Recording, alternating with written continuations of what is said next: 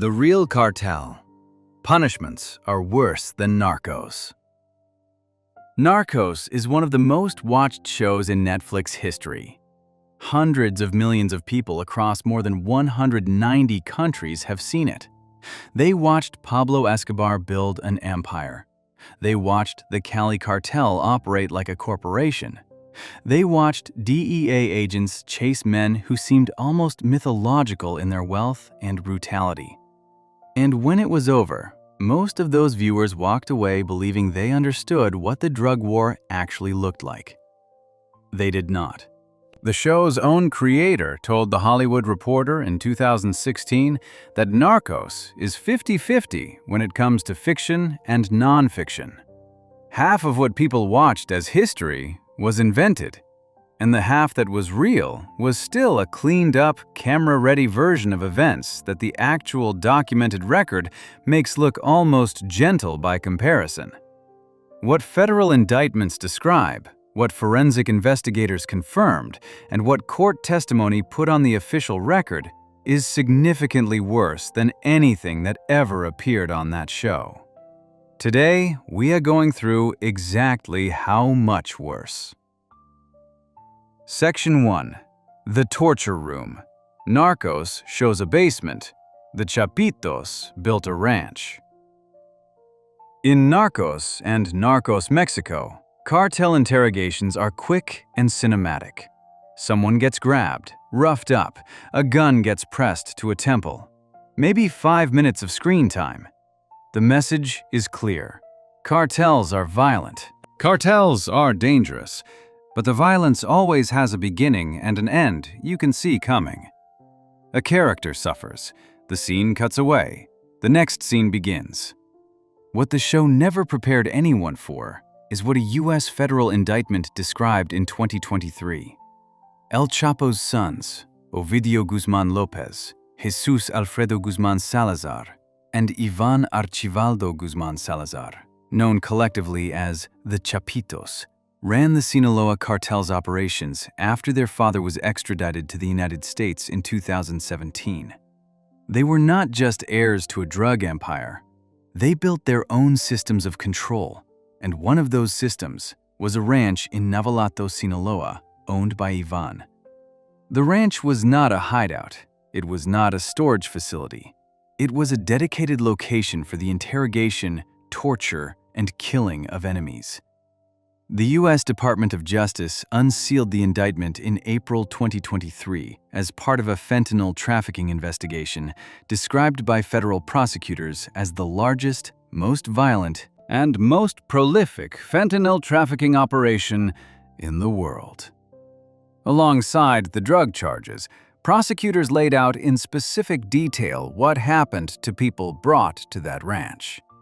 Rival traffickers were brought there. Law enforcement officers were brought there. Anyone suspected of loyalty to a competing faction was brought there. Once inside, the process followed a pattern. Captives were tortured for information. The methods included inserting a corkscrew directly into the victim's muscle tissue, then ripping it out. Hot chili peppers were then packed into the open wounds. They were also packed into the victim's nasal passages. Electrocution was used. Waterboarding was used. The indictment specifically describes one incident involving 2 Mexican federal law enforcement officers captured in 2017. One was interrogated and killed. The other was tortured in front of the Chapitos by the cartel's hitmen, a group known as the Ninis, for approximately 2 hours. The corkscrew was inserted into his muscles and ripped out repeatedly. Hot chilies were placed in the open wounds and in his nose. He was then shot dead by Ivan Archivaldo Guzman Salazar personally. Both officers were then dumped near a motel off a highway close to the ranch. This is not a dramatization. These are the words of federal prosecutors filed in a U.S. court document. After information was extracted from captives, they were killed. The indictment states that while many were shot, others were fed, dead or alive, to tigers.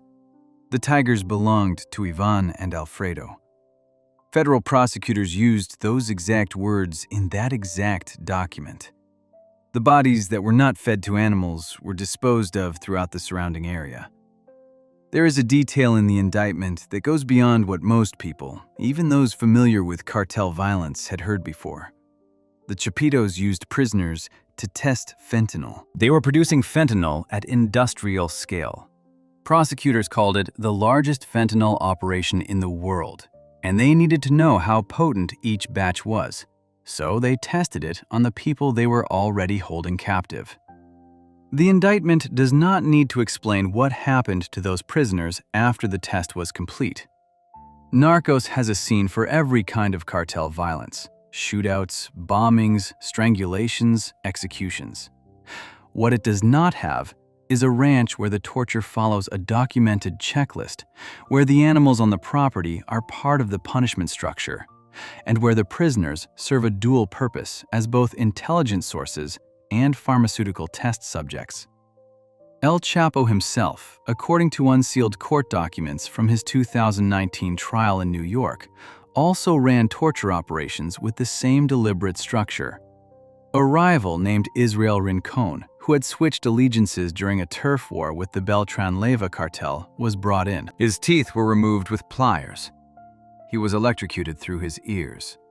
When the pain caused him to lose consciousness, El Chapo's men did not stop. A doctor was brought in specifically to revive Rincon, so the torture could continue. Court testimony described this practice as commonplace, not an exception, but a standard procedure. The testimony at El Chapo's trial was so extreme that multiple jurors reportedly fainted during proceedings. Antonio Marufo, one of El Chapo's most trusted associates, took the approach further. He had a dedicated room built inside his mansion specifically for torture and killing. The room had non-stick tiles. It had soundproofing. It had a drain fitted into the floor so that blood could be removed efficiently between uses. This was not improvised. This was construction. Someone drew up plans, bought materials, hired workers, and built a room whose only purpose was to make what happened inside it easier to clean up afterward. The version of cartel violence that Narcos shows is a version that fits inside a television episode. The version that appears in U.S. federal indictments, trial testimony, and court documents is something that television has not found a way to put on screen. Because it is not a few intense minutes in a basement. It is a ranch. It is a purpose-built room with a drain.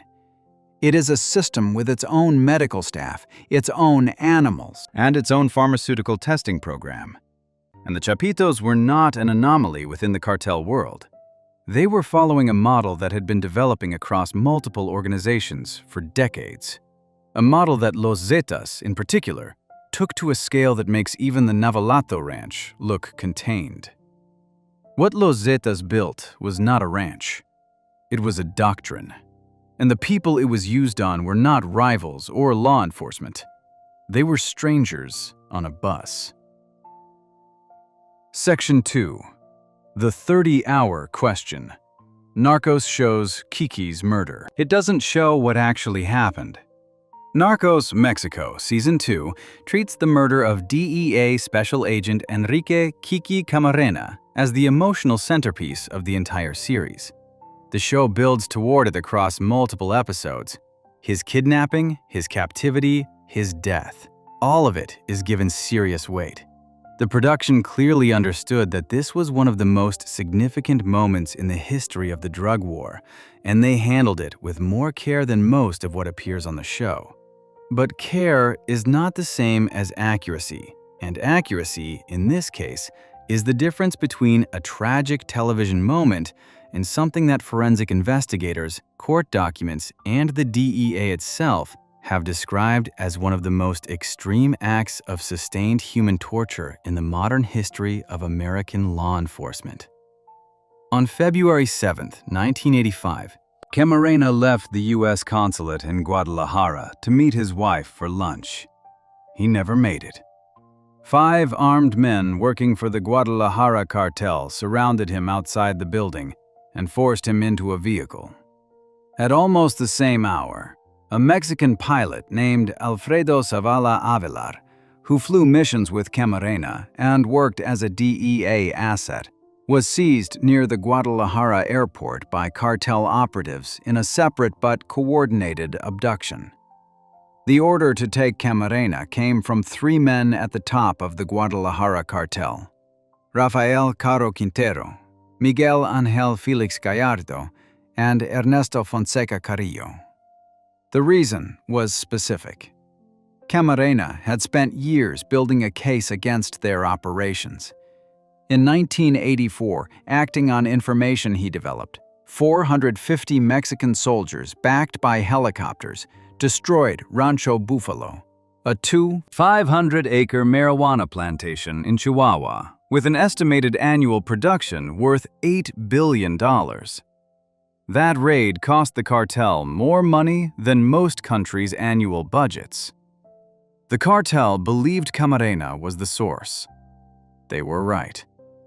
They wanted to know exactly how much the DEA knew, which Mexican officials were compromised in their networks, and what was coming next. Camarena was taken to a residence at 881 Lope de Vega in the Jardines del Bosque neighborhood of Guadalajara. The house belonged to Rafael Caro Quintero. What happened inside that house lasted more than 30 hours. According to forensic evidence, court documents, and reporting confirmed by the DEA and multiple legal proceedings spanning 4 decades, the following was documented. Camarena's skull was crushed. His jaw was crushed. His nose was crushed. His cheekbones were crushed. His windpipe was crushed. His ribs were broken. A hole was drilled through his skull. He was tortured with a cattle prod. The torture sessions were recorded on audio tape, recordings that exist to this day, and that the Department of Justice was ordered in 2025 to hand over to defense counsel as part of Caro Quintero's prosecution in the Eastern District of New York. What those recordings captured, according to transcripts made public in 1988, was an interrogation in which Camarena was asked to identify the names of high-ranking Mexican politicians and generals connected to DEA surveillance. He was asked what the Americans knew. He was asked who their sources were. He was also kept alive through medical intervention, deliberately, so the interrogation could continue past the point where his body would otherwise have given out. A doctor was summoned and administered drugs, including lidocaine injected directly into his heart, specifically to maintain consciousness. When Camarena lost awareness from the pain, the medical intervention brought him back. This was not a single session that escalated beyond anyone's intention. This was a structured, sustained process with professional medical support built into it. Narcos Mexico depicts the interrogation. It does not depict 30 consecutive hours of it, with a cartel physician keeping a federal agent's heart going so the torture did not have to stop. Camarena died on or around February 9, 1985, 2 days after his abduction, when his body could no longer be kept functional. His body and Zavala's were wrapped in plastic and buried in a shallow grave in a rural area outside a small town in Michoacan. A farmer found them on March 5, 1985. By that point, his remains were badly decomposed. Identification required forensic examination. The DEA's response was immediate and historic. Operation Leyenda, named using the Spanish word for legend, became the largest homicide investigation the agency had ever undertaken at that point. Every vehicle crossing the U.S.-Mexico border was searched, effectively halting commerce between the 2 countries. The DEA later acknowledged that no single event has had a more significant impact on the agency than the Camarena abduction and murder. Rafael Caro Quintero was convicted of the kidnapping and murder and sentenced to 40 years in a Mexican prison. He served 28 of those years before a federal tribunal in Guadalajara ordered his immediate release in 2013 on a legal technicality. He spent years as a fugitive before being recaptured by Mexican forces in July 2022. In February 2025, he was extradited to the United States and arraigned in the Eastern District of New York. He has pleaded not guilty. Camarena's family filed a civil lawsuit against the Sinaloa Cartel and 3 of its founders in March 2025, 40 years after the murder, made possible by a U.S. executive order designating Mexican cartels as foreign terrorist organizations. Kiki Camarena was 37 years old. He left behind a wife named Mica and 3 sons. Narcos Mexico made him a martyr. The actual record made him something harder to look at. A man kept alive by a cartel doctor for over a day so that the people who took him could extract everything he knew before they finally let him die. The Camarena case involved the cartel torturing one man to send a message to an entire government. What Los Zetas did in San Fernando involved no message at all, just buses stopped on a highway, and what happened to the people on them when they said no to the wrong question. Section 3. The language of bodies. A communication system Narcos never explained. Narcos shows bodies as consequences. A character crosses the cartel and they end up dead. The violence is the punishment, and the punishment ends there. The show treats corpses as punctuation, a full stop at the end of a sentence about power. What it never explains is that real cartels developed something far more specific. A structured system in which the way a body was left communicated precise information to anyone who knew how to read it. This was not symbolism for the sake of drama. It was operational communication. The system developed out of necessity. Cartels could not run advertisements. They could not publish newspapers or post publicly on social media in the early 2000s without exposing themselves. They needed ways to send messages to rivals, to the public, and to their own members. Messages about territory, about loyalty, about what specific behaviors would cost. Written notes attached to bodies worked, but they could be intercepted, photographed, and used as evidence. The body itself, prepared in a specific way, became the message. No note required. Researchers at Carnegie Mellon University documented how this system evolved. Academic work published in the journal Terrorism and Political Violence laid out the full vocabulary in forensic detail. What they described was not anecdotal. It was drawn from documented crime scenes, law enforcement records, and investigative journalism spanning years of the Mexican drug war. The vocabulary worked like this. A body found with its index finger cut off was a person killed for informing on the cartel to authorities. The cut finger meant they had pointed. They had directed law enforcement toward cartel operations, and the specific mutilation communicated that exact accusation to every cartel member, rival, and civilian who came across the scene. A body found with its eyes and mouth taped shut, a practice documented in the academic record under the term intipado, was a person killed for being a witness who saw something they were not supposed to see and then talked about it. The tape over the eyes said they saw. The tape over the mouth said they spoke. Both covered together said they did both, and this is what it cost them. A body found with the tongue pulled out through a cut made below the chin was a specific punishment for someone who talked when the cartel had explicitly told them not to. The method was documented in reporting for the London Review of Books. If a journalist wrote something that was not supposed to be written, or if a person spoke to someone they were not supposed to speak to, the tongue would be removed and displayed through the throat wound. The act described the crime without a single written word. The term encajuelado referred to a body found in the trunk of a car.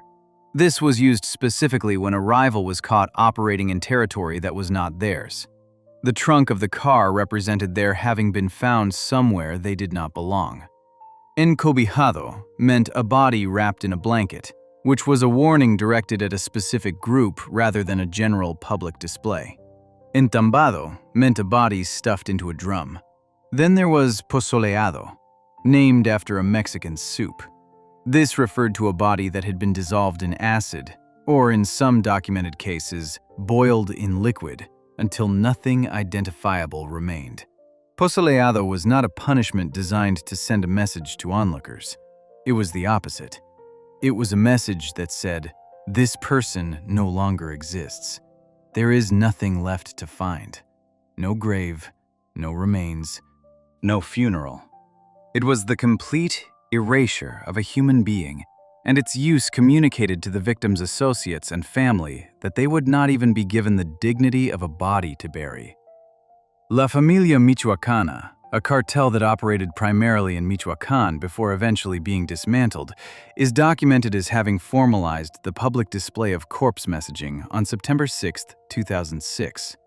On that night, members of La Familia entered a bar called Sol y Sombra in Uruapan, Michoacán, and rolled 5 severed human heads across the dance floor in front of everyone inside. They left a written note alongside the heads explaining that the act was divine justice. This is documented in academic literature, journalism, and law enforcement records as the moment that corpse messaging crossed from targeted communication between criminal organizations into a public, civilian-facing statement of territorial control. From that point, the practice spread across every major cartel. It became standard operating procedure, not because it was efficient in the traditional sense, but because it worked. It bypassed every communication channel that could be monitored, censored, or controlled. It put the message directly in front of the audience it was intended for, in a form that could not be ignored or suppressed. The scale of this system, documented by the Mexican government itself, is concrete. Between December 2018 and August 2024, a period of roughly 6 years, Mexican state prosecutors and security secretariats recorded 2,531 seizures of narco banners across 20 states. During that same period, 752 corpses were found next to or near those messages. These are government figures, collected under Mexican transparency laws and published by investigative outlet Cartel Insider in October 2024. The state with the highest number of bodies found near narco messages was Zacatecas, with 330 documented cases in that 6-year window. In January 2010, La Familia used the system without killing anyone at all.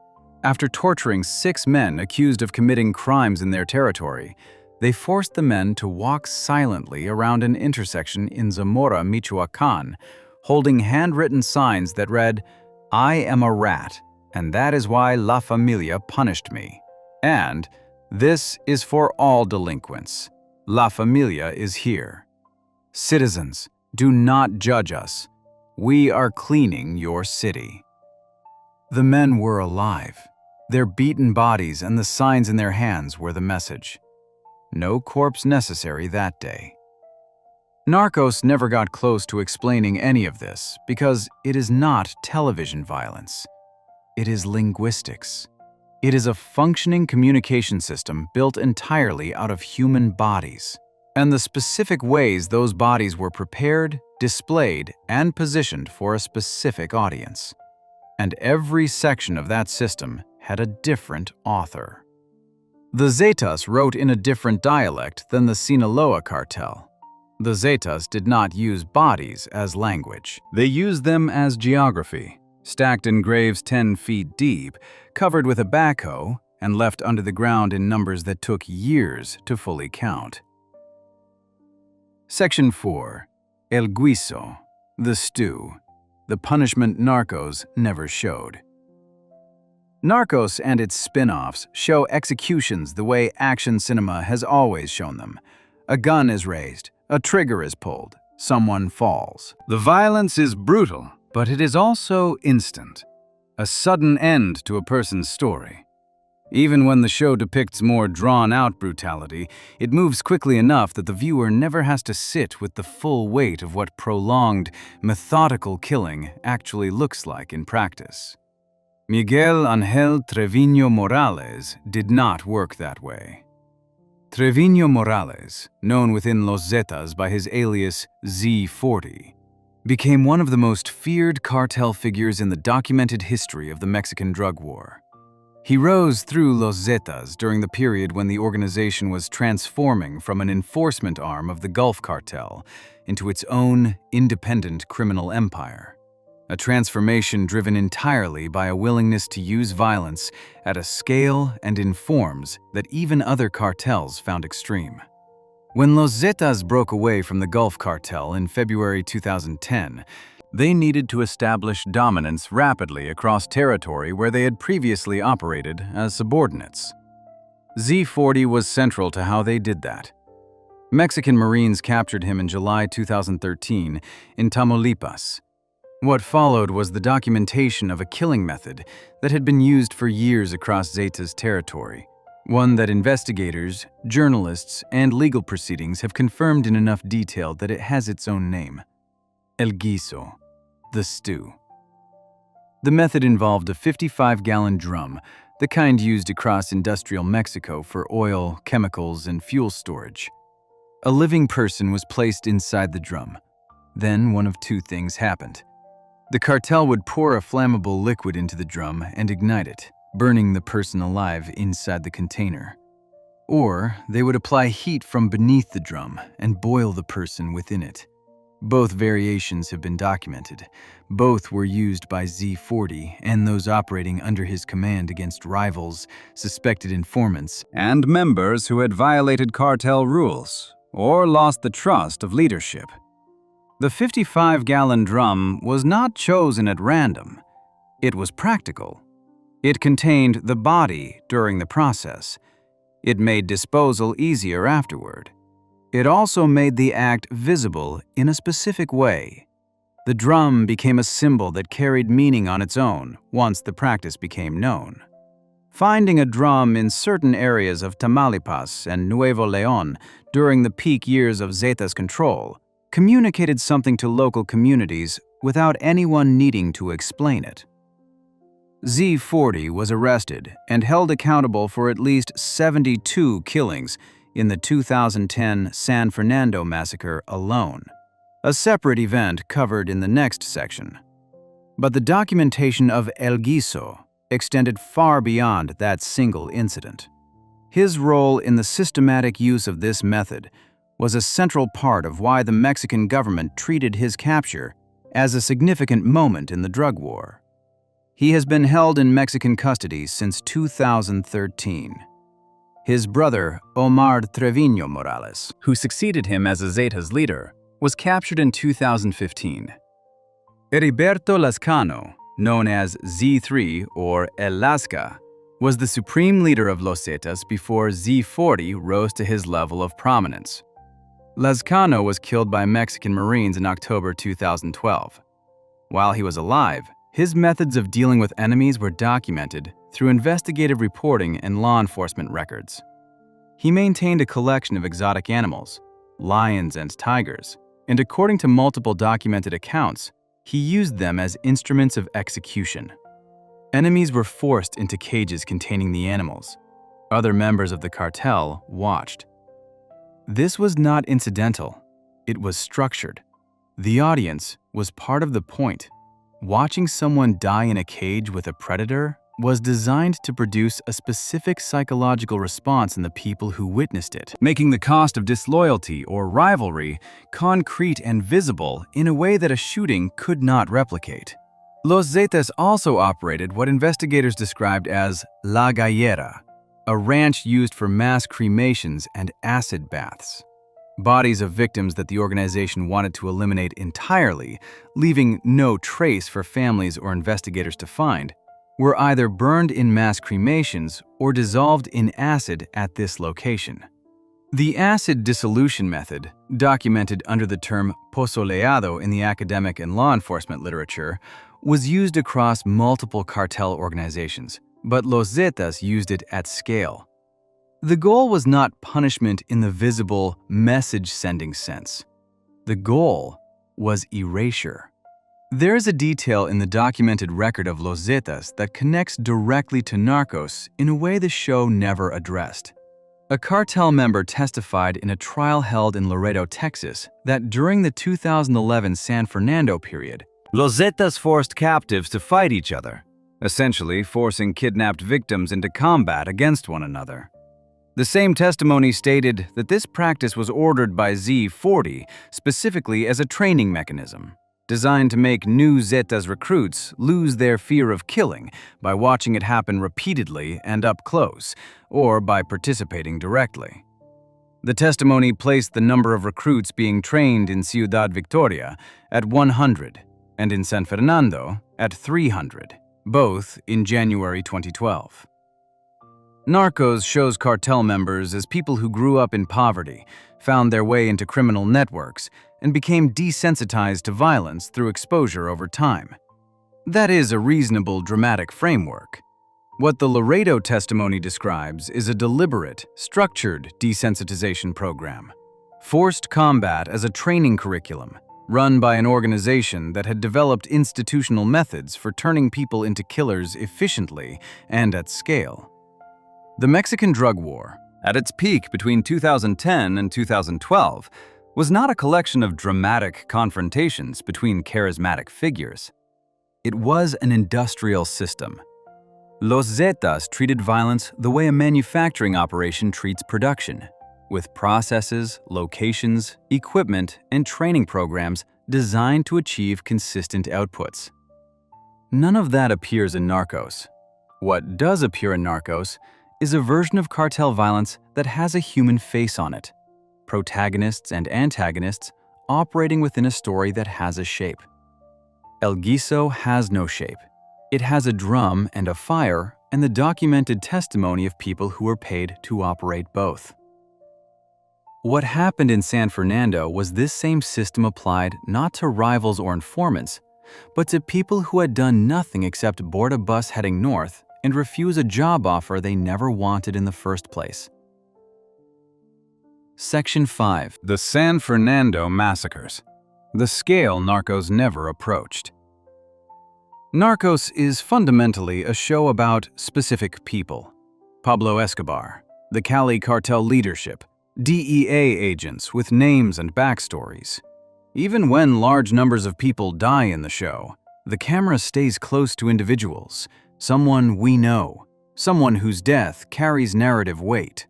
The show was never built to reckon with what happens when cartel violence stops being about specific targets and becomes something closer to a policy. San Fernando, Tamaulipas, is a municipality in northeastern Mexico, roughly 100 miles from the U.S. border. In 2010 and 2011, it became the site of two separate mass killings carried out by Los Zetas that, taken together, produced a death toll and a set of documented circumstances that no television series about the drug war has ever come close to depicting. The first massacre was discovered on August 24, 2010. Mexican armed forces were conducting operations in the area when they received information that led them to a ranch in a small settlement called El Huizachal on the outskirts of San Fernando. The information came from a single source, a young man from Ecuador who had survived a gunshot wound to the neck and face, played dead until his captors left, and then walked more than 10 miles through arid countryside until he reached the military garrison. He told soldiers what had happened and where. Inside a warehouse on the ranch, they found 72 bodies, 58 men and 14 women. Most had their hands tied behind their backs. Most had been shot in the back of the head. They were from Honduras, El Salvador, Ecuador, and Brazil. They had been traveling north, trying to reach the United States. Los Zetas had intercepted them from buses on the highway, brought them to the ranch, and offered them work as cartel operatives. When they refused, the cartel killed them. A captured Zetas member named Edgar Huerta Montiel, arrested in June 2011, told investigators that there was a second motivation beyond recruitment. Los Zetas were at war with the Gulf Cartel at the time, and the organization's leadership had become paranoid about the Gulf Cartel recruiting new members from migrant groups passing through their territory. Anyone on a bus heading north was treated as a potential enemy reinforcement. The 72 people on that ranch had been assessed, refused the cartel's offer, and been executed as a precaution. 16 of those 72 were women. One was described in documentation as a girl in her mid-teens. A man in his 50s was among them. Researchers who later tried to build a public memorial for the victims through a project called 72migrants.com noted that if the killings were truly about preventing Gulf Cartel recruitment, it was never explained why a teenage girl or a middle-aged man would have been considered credible recruits for a rival drug organization. The execution logic, such as it was, collapsed under the most basic scrutiny. The Mexican government called it the biggest single discovery of its kind in the Mexican drug war at that point. Amnesty International described it as a human rights crisis. 8 months later, it happened again. Between late March and early April 2011, Los Zetas began stopping passenger buses on Mexican Federal Highway 101, a road connecting the border cities of Matamoros and Reynosa to the state capital of Ciudad Victoria. Residents who survived encounters on that highway described armed men stopping buses at what appeared to be military checkpoints. Passengers were ordered to pay up to $300 to continue their journey. Those who could not pay, or who were suspected of having any connection to the Gulf Cartel based on the states they were traveling from, were taken off the buses. The soldiers following up on missing passenger reports found the first bodies in late March 2011. By the time the full excavation was completed, Mexican authorities had found 193 people buried in 47 clandestine mass graves near San Fernando. The two largest graves were 10 feet deep. Each contained approximately 45 bodies, stacked on top of one another. A backhoe had been used to cover them. Highway 101, which local residents had already taken to calling the Highway of Death, had claimed an additional 193 lives in a period of weeks. The total between both massacres? 265 documented dead. In 2 events. In the same municipality. Within 8 months of each other. A Zetas lieutenant named Martín Omar Estrada Luna, alias El Kilo, was arrested on April 17, 2011 in Ciudad Victoria. Investigators determined that he was personally responsible for at least 217 killings in the San Fernando area. That figure, 217 people attributed to one man in one region, did not produce significant coverage outside of Mexico and specialized reporting outlets. In 2014, Mexico's Attorney General's office declassified documents that confirmed what many investigators had suspected. Local police in San Fernando had been working with Los Zetas throughout both massacres. The declassified memo, obtained by the National Security Archive in Washington, D.C. through Mexican transparency laws, stated that local police acted as lookouts and helped in the interception of persons across all documented cases. 17 elements of the San Fernando police force were eventually detained in connection with the killings. By June 2011, Huerta Montiel, the man who had ordered the first massacre, told investigators during interrogation that more than 600 bodies were buried in clandestine graves near San Fernando. Mexican authorities never confirmed that number. They stopped counting at 265 from the 2 documented events. In April 2024, 18 former Zetas members were formally sentenced by a federal judge for their roles in the 2010 massacre alone. The sentencing came 14 years after the bodies were found. Narcos spent 3 seasons building toward the deaths of specific named characters. San Fernando produced 265 documented deaths of people whose names took years to establish, whose families searched for them without government help, and whose killers were protected by the same local police forces that were supposed to investigate the crimes. The medical dimension of cartel violence, the deliberate clinical extension of suffering, was present in San Fernando, but it reached its most concentrated and documented form in individual cases where a single person was kept alive not for days, but for as long as the cartel needed them to be. That is what the next section covers. Not mass violence, but the specific practice of using medical knowledge to ensure that one person could be made to suffer for as long as possible, and what the documented record shows about how routinely that practice was applied. Section 6. The doctor in the room. Medical personnel as torture instruments. Narcos has a fairly straightforward relationship with medicine. Doctors in the show patch up wounded cartel members after gunfights. They remove bullets, stitch wounds, keep valuable operators functional so the operation can continue. The medical dimension of cartel life in the show is entirely defensive, a support system for people the cartel wants to keep alive. The documented record shows a second function that the show never addressed. Cartels did not only use medical personnel to keep their own people alive, they used them to keep their victims alive. Specifically, to extend torture past the biological limits of what an unassisted human body could survive. The clearest documented example of this is Kiki Camarena, covered in Section 2. But the Camarena case was not unique in this respect. It was the most heavily documented example of a practice that appears across multiple cartel organizations in multiple time periods, confirmed through court testimony, federal indictments, and forensic evidence.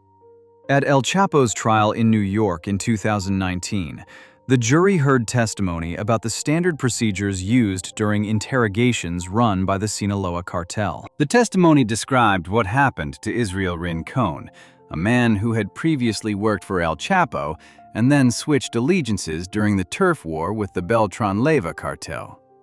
Rincon was brought in for interrogation. His teeth were removed with pliers. He was electrocuted through his ears. At some point during the session, the pain caused him to lose consciousness. The interrogation was not finished. A doctor was brought in to revive him. Once Rincon regained consciousness, the torture continued. The court was told that this pattern, torture to unconsciousness, medical revival, resumed torture, was not a one-time improvisation. It was described as a standard procedure, something that happened as a matter of course during Sinaloa cartel interrogations. The trial testimony was so extreme that multiple jurors reportedly fainted during proceedings in a federal courthouse in Brooklyn. The reason for this practice is straightforward. Information extracted under torture is only useful if the person being tortured is conscious enough to provide it. If a captive loses consciousness before the interrogators have what they need, the session has failed its primary objective. A doctor who could bring the person back, restore enough biological function to allow questioning to resume, solved that problem. Medical training was not applied to these victims out of any concern for their welfare. It was applied to them because it made the interrogation more efficient. The Chapito's indictment of 2023 adds another medical dimension that goes beyond interrogation entirely. According to the U.S. Department of Justice filing, prisoners held at the Navalato Ranch were used to test the potency of fentanyl batches being produced by the Sinaloa cartel. The cartel was manufacturing fentanyl at what federal prosecutors described as the largest scale in the world. Potency testing on a synthetic opioid requires knowing how much of a given batch produces a specific physiological response in a human body. The Chapitos used captives for this purpose.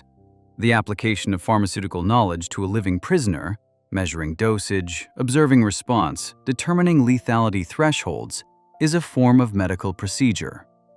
It is a grotesque one, conducted without consent, on people who had no way to refuse. But it is structured, methodical, and dependent on the same basic principles of pharmacology that govern legitimate drug testing. Antonio Marufo, one of El Chapo's most trusted lieutenants, took the medical-adjacent dimension of torture in a different direction. According to documented accounts of his operations, Marufo had a room built inside his mansion designed specifically for interrogation, torture, and killing. The room had soundproofing installed in the walls. The floor had non-stick tiles and a fitted drain so that blood could be removed between sessions without leaving trace evidence. This level of construction, planning for drainage, soundproofing, surface materials that could be cleaned efficiently, reflects the application of practical knowledge to the sustained use of a space for repeated acts of violence. It is not a medical facility in any recognizable sense, but it demonstrates the same underlying principle: the systematic application of technical knowledge to extend and sustain what would otherwise be uncontrollable and inefficient acts of brutality. The Guadalajara cartel's use of a doctor during Camarena's interrogation in 1985 was, in retrospect, the earliest heavily documented instance of this practice. According to reporting confirmed by the DEA and multiple legal proceedings, the doctor who attended Camarena administered lidocaine, a local anesthetic also used in cardiac procedures, directly into his heart to maintain consciousness and keep him alert enough to be questioned. Camarena had already endured the crushing of his skull, jaw, nose, cheekbones, and windpipe, the breaking of his ribs, and sustained electrocution before the doctor was called. The medical intervention was not the beginning of what was done to him. It was the mechanism that allowed everything else to keep going past the point where his body would have shut down on its own.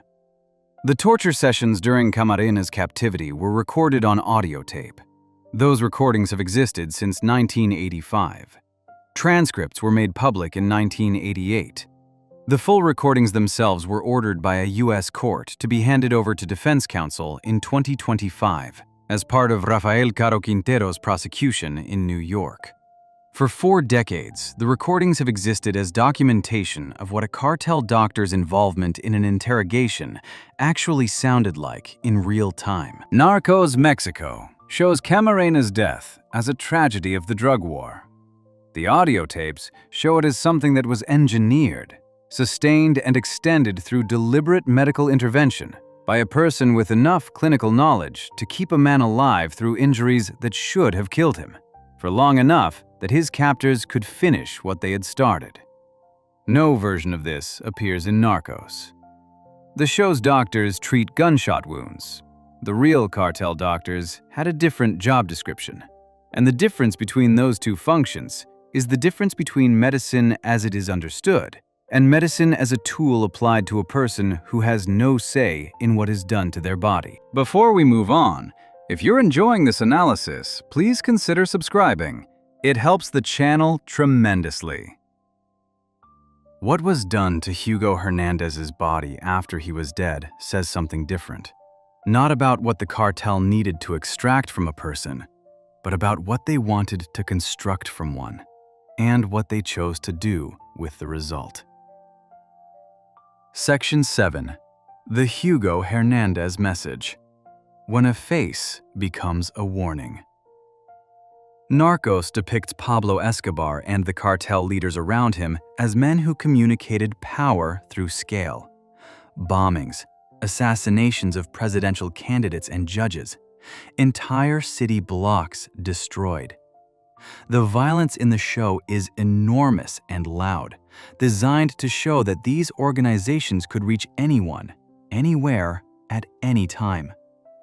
What the show never explored is a different kind of cartel communication.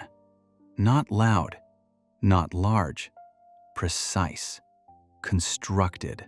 Something that required time, skill, and a specific intention to produce an object that would be found by specific people and understood immediately for exactly what it meant. In January 2010, police in Los Mochis, Sinaloa, found 2 large plastic containers left on a street. Inside them were the torso and dismembered limbs of a man named Hugo Hernandez. That was not the part that stopped investigators. Near City Hall, in a location chosen for maximum visibility to local government and law enforcement, there was a plastic bag. Inside the bag was a soccer ball. Hugo Hernandez's face had been removed from his skull and stitched onto the surface of the ball. A handwritten note was inside the bag alongside it. The note read, "Happy New Year, because this will be your last." It was signed by the Sinaloa Cartel. It was addressed, implicitly, to the Juarez Cartel. Video footage documented in 2010 shows El Chapo using a chainsaw to remove Hernandez's head. The face removal and its application to the soccer ball were deliberate acts that required time and a specific set of practical skills. This was not impulsive violence. Someone made decisions about what to do, how to do it, where to leave the result, and what written message to attach. The soccer ball was placed on the steps of City Hall. The containers with the body were left on a public street. The separation of the remains into multiple locations, each serving a different communicative function, was intentional. Mexican authorities recovered the soccer ball and documented the scene. This was not rumor or secondhand reporting. It was a crime scene processed by law enforcement in Sinaloa, reported by multiple outlets including Ranker's documented compilation of cartel methods, which drew on established investigative reporting of the incident. The Juarez Cartel, to whom the message was directed, was at that time the primary rival of the Sinaloa Cartel in the battle for control of the Ciudad Juarez Plaza, one of the most strategically valuable drug trafficking corridors on the U.S.-Mexico border. The violence between the two organizations during this period was producing hundreds of deaths per month in Ciudad Juarez alone. The city recorded over 3,000 homicides in 2010, making it one of the most violent cities on earth that year. The soccer ball, left on the steps of City Hall in Los Mochis, was one data point in that broader war. A single object produced to tell the Juarez Cartel's leadership something specific about what the Sinaloa Cartel was willing to do and how they wanted their rivals to think about it. Face removal, as a practice within the Mexican drug war, was not limited to this single incident. According to documented investigative reporting, it became a recurring tactic used specifically because of the psychological impact it produced. A body without a face is not identifiable in the conventional sense. It cannot be recognized by family members who see it. It strips the victim of the most immediately human element of their physical appearance. When the face is then displayed separately, stitched onto an object, left in a public place, it transforms the victim's own features into a message that the cartel controls and deploys for its own purposes. The person is gone. What remains is a prop in someone else's communication. The note attached to the soccer ball, "Happy New Year, because this will be your last," functioned on two levels simultaneously. To the Juarez Cartel leadership, it was a direct threat about what was coming in 2010. To anyone else who saw it, including local officials, journalists, and civilians, it was a demonstration of what the Sinaloa Cartel was capable of and unconcerned about doing publicly. Leaving this object on the steps of City Hall was not reckless. It was a calculated choice about audience. City Hall is where local government operates. Local government in many parts of Sinaloa during this period was either directly controlled by or deeply compromised by cartel influence. Placing the object there told everyone with eyes to see it that the cartel was not operating in the shadows. They were operating in the open, at the front door of civic authority, and they were leaving gifts. El Chapo's direct personal participation in this kind of violence was documented at his 2019 trial. Beyond the Hernandez case, trial witnesses described him beating two people with a tree branch until, in the words of one witness, Their bodies were like rag dolls from so many broken bones. He then had them thrown onto a bonfire. Another account placed him ordering a rival cartel boss to be shot non-fatally and then buried alive to suffocate slowly. A witness named Isaías Valdez Villos described the state of one man held by El Chapo's organization. He had burns made with a clothing iron on his back. His shirt had fused to his skin from the heat. He had burns from a car cigarette lighter across his body, and his feet had been burned. This man was left in a deteriorating wooden structure for days before El Chapo decided to bury him. These accounts came from trial witnesses testifying under oath in a federal court in Brooklyn. They are part of the official record of United States versus Joaquín Archivaldo Guzmán Loera. Narcos showed Pablo Escobar as a man who ordered violence on a massive scale, but maintained a certain distance from it personally. A boss who directed rather than participated. The documented record of El Chapo shows something different. A man who was personally present, personally involved, and personally inventive about what he was willing to do to other human beings with his own hands. The soccer ball left on the steps of City Hall in Los Mochis required someone to make specific choices about craft and display. The tigers kept at the Navolato Ranch by El Chapo's sons required someone to make specific choices about infrastructure, what animals to acquire, how to house them, and what role they would play in how the cartel dealt with the people it captured. Section 8. Narcos showed Escobar's hippos. The real cartels had tigers they fed people to. Narcos introduces Pablo Escobar's private zoo at Hacienda Nápoles as a window into the man's extraordinary wealth and his need to project it. The hippos are there. The exotic animals are there. The show treats the zoo as character detail, evidence of a man so rich and so removed from ordinary consequences that he could build a private wildlife park in rural Colombia and stock it with animals from other continents. After Escobar's death, his hippos escaped into the Magdalena River and began breeding. By 2024, Colombia's hippo population descended from Escobar's original 4 animals had grown to an estimated 169 individuals, spreading across river systems and becoming an ecological problem that Colombian authorities are still managing. That detail, the hippos that outlasted the cartel, became a kind of cultural shorthand for Escobar's excess. What it was not, in the documented record, was a weapon. Escobar's hippos were incidental to his violence. They lived at his estate. They were expensive. They were a statement. But there is no documented case of Pablo Escobar using his zoo animals as instruments of punishment or execution. The animals and the violence operated in separate parts of his world. For the Chapitos and for Heriberto Lazcano, that separation did not exist.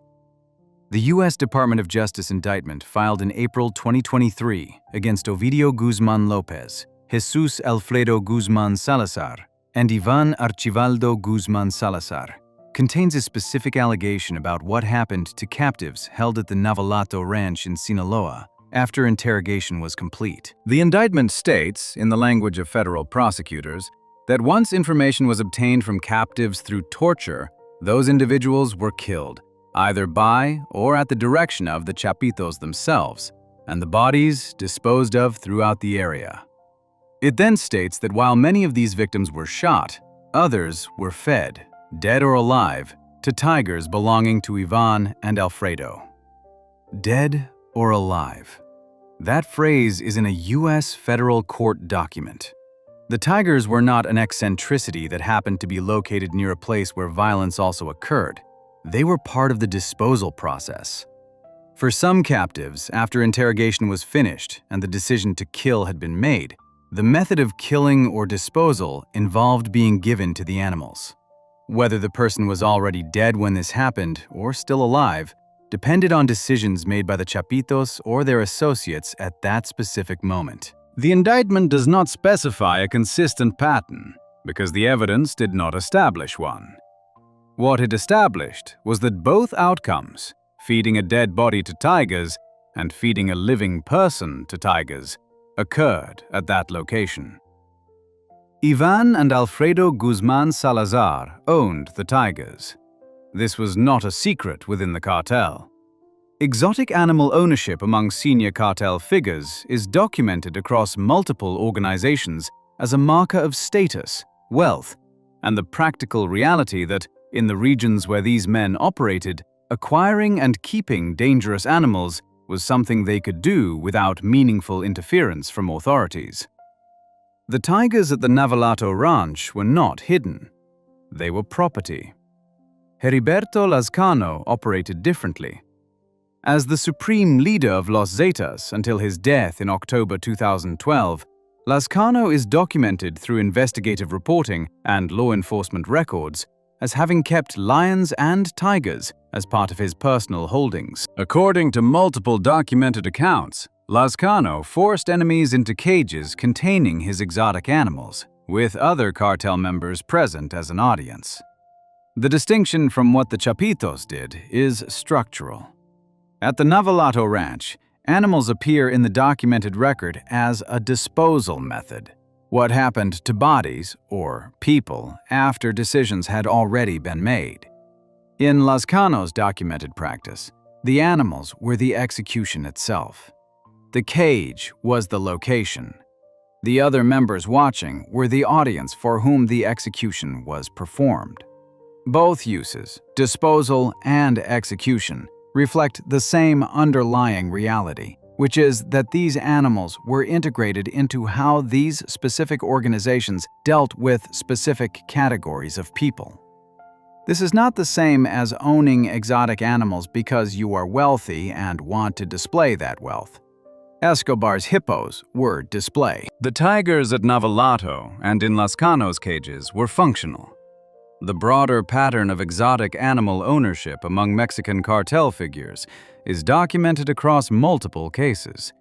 The DEA and law enforcement reports from Sinaloa, Tamaulipas, and Jalisco from the 2010 contain references to exotic animals, big cats in particular, found at properties raided in connection with cartel activity. In some cases, the animals were seized. In others, they had already been moved before authorities arrived. The practical effect of keeping large predatory animals at a location used for detention and interrogation, regardless of whether those animals were ever directly used against captives, is that the animal's presence was known to anyone held at that location. What that knowledge did to a person being held and interrogated there does not require documentation to understand. Narcos built an entire visual language around Escobar's excess. The private planes, the money buried in walls, the hippos at Hacienda Nápoles. The show used those details to communicate something about the scale of what cocaine money could buy in 1980s Colombia. The tigers at Navalato communicate something different. They were not purchased to demonstrate wealth. They were part of an operational system, documented in a federal indictment, used against human beings in ways that a television production about the drug war has never depicted, and arguably could not. The gap between Escobar's hippos and the Chapitos' tigers is the gap between cartel violence as the show understood it and cartel violence as federal prosecutors documented it 40 years later. What the next section covers is the most fundamental gap of all. Not what the cartels did, but how completely and deliberately the show's own creators acknowledged they were not telling the full story, and what the documented record looks like when you remove the dramatization entirely. Section 9. The body language that replaced words. Narcos cartel left notes. The real cartels became the notes. Narcos treats cartel communication as something that happens between people. Meetings in back rooms. Phone calls traced by the DEA, written notes passed between intermediaries, threats delivered face-to-face. The show understands the drug war as a conflict fought between organizations that communicated through conventional means, with violence as the enforcement mechanism when communication broke down. What the show never depicted is a parallel system that developed in Mexico from the mid-2000s onward, one in which the violence itself was the communication. structured so precisely that specific acts carried specific meanings, readable by anyone who knew the code. This was not metaphor. It was a functioning language with its own grammar, documented by peer-reviewed academics, law enforcement agencies, and investigative journalists who spent years mapping it. The system emerged from a practical problem. Cartels operating at the scale of Los Zetas, the Sinaloa cartel, and La Familia Michoacana needed to send messages constantly, to rivals about territory, to local populations about behavior, to their own members about consequences for disloyalty. Written messages left at crime scenes worked, but they created evidence. They could be photographed, analyzed, and used in prosecutions. They could also be suppressed. Mexican newspapers during the peak years of the drug war were subject to direct threats from cartels. Reporters were killed, editors were intimidated, and publications learned that covering certain stories had lethal consequences. A cartel could not guarantee that a written message placed at a crime scene would reach the intended audience if the press was too frightened to report it. A body prepared in a specific way could not be suppressed. It existed physically, in public space, and its meaning was transmitted directly to everyone who encountered it, without any intermediary required. La Familia Michoacana is documented as having introduced the formal public use of this system on September 6, 2006. Members of the organization entered a bar called Sol y Sombra in Uruapan, Michoacán, cleared the dance floor, and rolled 5 severed human heads across it in front of the people inside. They left a written note explaining the act as divine justice against enemies of the organization. This event is documented in academic literature, law enforcement records, and journalism as the moment that corpse messaging crossed from targeted communication between criminal organizations into a deliberate public statement addressed to civilian witnesses. From that point, the practice developed into a structured system across multiple organizations. Researchers at Carnegie Mellon University published analysis of how this system functioned and spread. Academic work in the journal Terrorism and Political Violence documented the full vocabulary of methods and their established meanings within the cartel communication framework. A body found with its index finger removed communicated that the person had informed on the cartel. The Spanish term used in the documented literature is dedos, fingers. The severed finger said, to anyone in cartel territory who saw it, that this person pointed at us. They directed law enforcement toward our operations. This is what that costs. A body found with its eyes and mouth taped shut, documented under the term entapado, communicated that the person had witnessed something they were not supposed to witness, and then spoken about it. Both violations were encoded simultaneously into the single act of taping. The tape was not applied randomly. It was applied to the specific parts of the face that corresponded to the specific things the person had done wrong. A body with the tongue removed and pulled through a wound cut below the chin communicated that the person had talked when they were told not to. According to reporting in the London Review of Books drawing on investigative journalism about the drug war, this method was applied to journalists, to neighbors who called police, and to anyone inside cartel networks who was believed to have shared information with outsiders.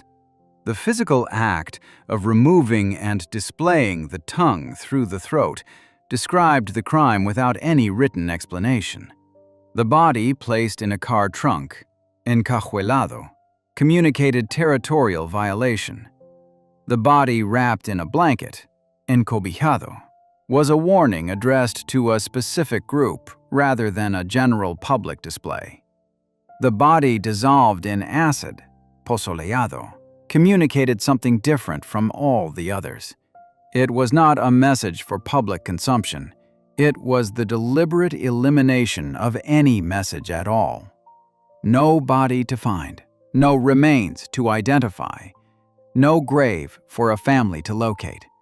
The acid did not leave a communication. It removed the possibility of one, which was itself the point. In January 2010, La Familia used the system without producing a single corpse. After torturing 6 men they accused of committing crimes in their territory, they forced the men to walk around an intersection in Zamora, Michoacán, holding handwritten signs. The signs read, "I am a rat, and that is why La Familia punished me," and "This is for all delinquents. La Familia is here, citizens. Do not judge us. We are cleaning your city." The 6 men were alive. Their beaten bodies and the signs they were forced to carry were the entire communication. The cartel had turned living people into walking messages addressed to everyone who saw them on the street that day. The scale of this system in the documented record is not abstract. Between December 2018 and August 2024, Mexican government authorities recorded 2,531 seizures of narco banners across 20 states. During that same period, 752 corpses were found alongside those messages. These figures came from state prosecutors and security secretariats who responded to formal information requests under Mexican transparency law.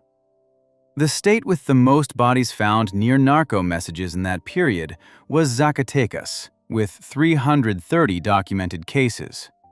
The year with the highest number of incidents was 2020, with 86 recorded events. In February 2009, a cartel left a body with a note reading, "This happens to gossips for dialing 066.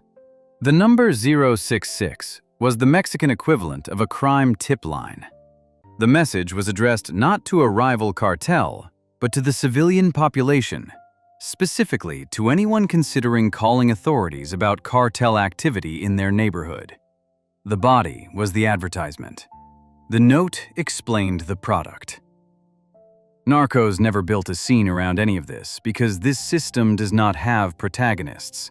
It has victims and methods, and a documented pattern of meanings that researchers spent years assembling from crime scene photographs, law enforcement reports, and the testimony of people who survived encounters with it. What the show's own creators said about their relationship to this reality is the subject of the final section, and what they admitted on the record is more honest than most audiences ever realized. Section 10. The Narcos showrunner said it himself, 50-50 fiction and non-fiction. Narcos arrived on Netflix in 2015 and within weeks had become one of the most watched shows on the platform. It was shot on location in Colombia. It used real archival footage woven into the drama. A real DEA agent, Steve Murphy, narrated the series in the first person. The show opened each episode with the words, "based on true events." For millions of viewers across the world, Narcos was not experienced as historical fiction. It was experienced as the story of what actually happened. In 2016, Narcos showrunner Eric Newman sat down with The Hollywood Reporter and described his own show in terms that most of those viewers never heard. He said directly that Narcos is 50-50 when it comes to fiction and non-fiction, half fiction, half fact, from the person responsible for making it. That admission did not travel as far as the show did. Narcos reached over 190 countries in its first year. The Hollywood Reporter interview reached the people who read Hollywood Reporter. The result is that the version of the drug war that hundreds of millions of people absorbed as essentially documentary was, by its own creator's description, built on a foundation that was equally invented and real, and nobody watching could tell which half was which. The inaccuracies in Narcos are not minor. Pablo Escobar's son, Sebastian Marroquin, born Juan Pablo Escobar, who changed his name after his father's death and wrote a book about his experiences titled Pablo Escobar, My Father, published a detailed Facebook post in 2016 listing 28 specific inaccuracies in the show. He was not a peripheral figure complaining about a minor character detail. He was Pablo Escobar's child, who was present for many of the events the show depicted. and he went through the series point by point. Among his documented corrections, his father did not personally kill the police colonel depicted in the show as his victim. His mother never owned or fired a weapon. The show depicts her acquiring and using one. The CIA was not responsible for forming Los Pepes, the vigilante group that hunted Escobar in the final period of his life. Marroquin stated that it was Fidel Castaño who formed Los Pepes, with the complicity of the Cali Cartel and local authorities. He listed the portrayal of his grandmother as having accused his mother of betraying Pablo as a complete invention. He stated that in reality, it was his paternal grandmother and her children who were secretly in contact with the Cali Cartel. The Narcos Wiki, which tracks historical inaccuracies across all seasons and spin-offs of the show, contains a documented list that runs across every season. Among the verified errors, Javier Peña, the DEA agent played by Pedro Pascal across 3 seasons, did not actually investigate the Cali Cartel in real life. His involvement in the Cali investigation was invented to keep Pascal in the show after Wagner Moura, who played Escobar, departed. The real Peña's career did not extend into the Cali case. The show moved him there because Pascal had become popular with audiences and the production wanted to retain him. José Santa Cruz Londoño, a senior Cali Cartel figure depicted in the show, was killed by the Colombian police in real life. Narcos shows him being killed by Carlos Castaño Gil, a paramilitary leader. Franklin Jurado, a money launderer connected to the Cali Cartel, was arrested in Luxembourg in 1990. The show places his arrest in Curaçao in 1994, 4 years later, in a different country. The show also depicts Jurado being killed in prison. He was not killed. He served 2 years of his sentence and was released for good behavior. These are not dramatic compressions or reasonable simplifications made for storytelling purposes. They are specific events, arrests, deaths, locations, that the show placed incorrectly on the factual record while presenting the series as based on true events. The spin-off, Narcos, Mexico, contains its own documented layer of inaccuracies. The Narcos Wiki documents that the show incorrectly depicts the breakup of the Guadalajara cartel following Felix Gallardo's arrest. In real life, Felix Gallardo split his organization into smaller groups while in prison, maintaining control through cell phones, fax machines, and associates on the outside. He retained authority over the new cartels from inside his cell until he was transferred to a maximum security facility in 1991.